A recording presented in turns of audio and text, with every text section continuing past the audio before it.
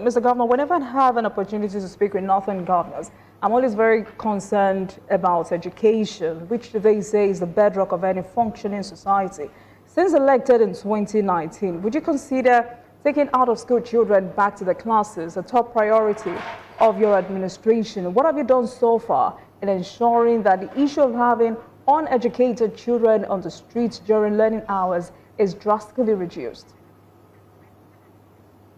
One thing that we did on arrival is we didn't, coming from my background of the private sector, I didn't want to just say we are investing money in education without even knowing where the money was going to go into. So first we engaged the College of Sciences at the Federal University Lafayette into what we call a baseline survey to look at the 1,400 primary schools we have and the over 400 secondary schools we had, and to look at their needs. What it was that we did, and to look at the number of children we have out of school, whether it is actually girls' child or almajiris and the rest of that, and to find out why they were out of school. That's what the baseline survey has been able to do. So what we did since I came in 2019, we had budgeted the highest chunk of these to education, highest chunk of our budget. In the year 2020 that we came in, actually 26%, in the year 2021, 31%, in the year 2023, 36%, and now we have gone back down to about 24%. So that's what we have done. So it's not just about, building the schools. We needed to know what they needed. So far, we have employed over 8,000 teachers for secondary schools, and we are employing about 2,000 teachers for primary schools. So now a lot of them, the teachers that we have had, probably you had in the news, that there was actually a problem in the employment of some of the 1,000 teachers out of the 8,000 that we have engaged, and those people that we found, because of the importance we attach to education, that had done something wrong, we actually dismissed them from service, and we engage a fresh set of people, in order to go and carry out the exercise so it will be done. That's how much importance we attach to education. And talking about investment, I know that at a point you agreed to partner with the World Bank in two educational sectors, the Adolescent Girls Initiatives for Learning and Empowerment and the Bilingual Education, in order to cater for the out-of-school children in the States. How effective are these initiatives? Also, just recently, the federal government disbursed 6.7 billion naira grant to tackle out-of-school children in your state. What measures are on ground to ensure transparency in making sure that these funds meant for these projects are not just ways for some people to enrich themselves? Well, you see, most of the monies meant for education are monies that are targeted for education, and there is no way you can even play around with them.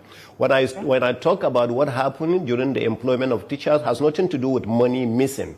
It has to do more with the fact that the people that meant to be employed were not employed. Instead, we went into some corruption to engage some people that shouldn't have been employed as teachers. So that's what I'm talking about.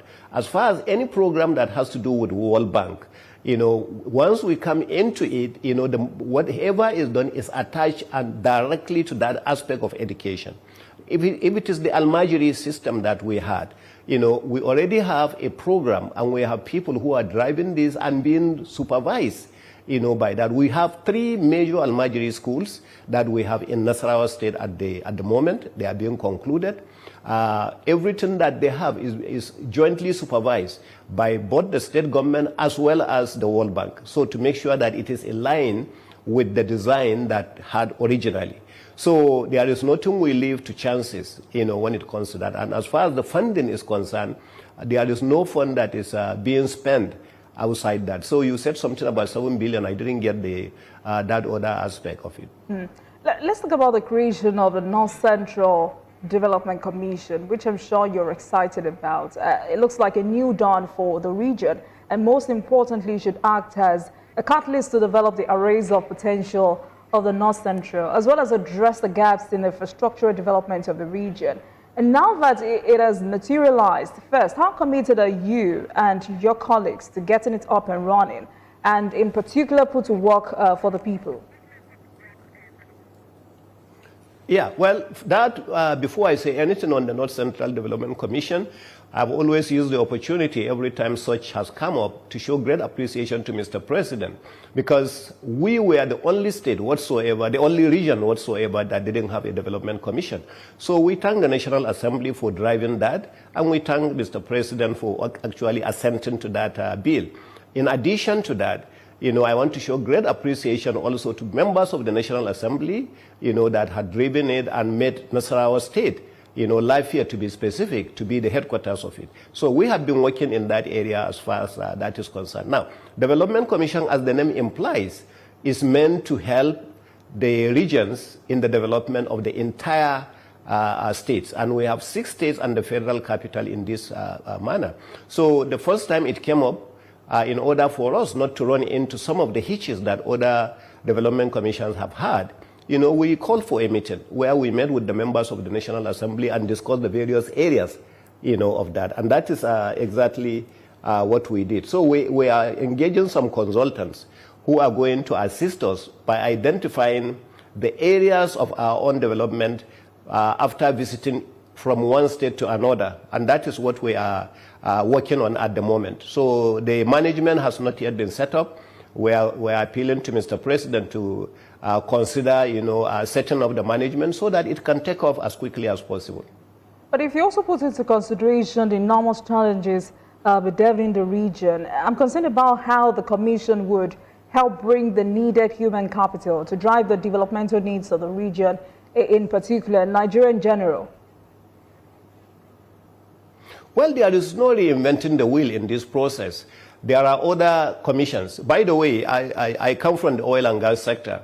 I remember originally, when the NCDC was put together, NDDC was put together, at the time, I was actually living in Port Harcourt. So it was meant to address a certain area of security as far as that is concerned. And then later on, it was expanded to training of the people and taking care of the pollution that was there.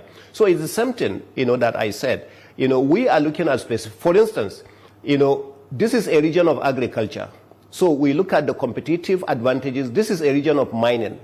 This is a region where education is key.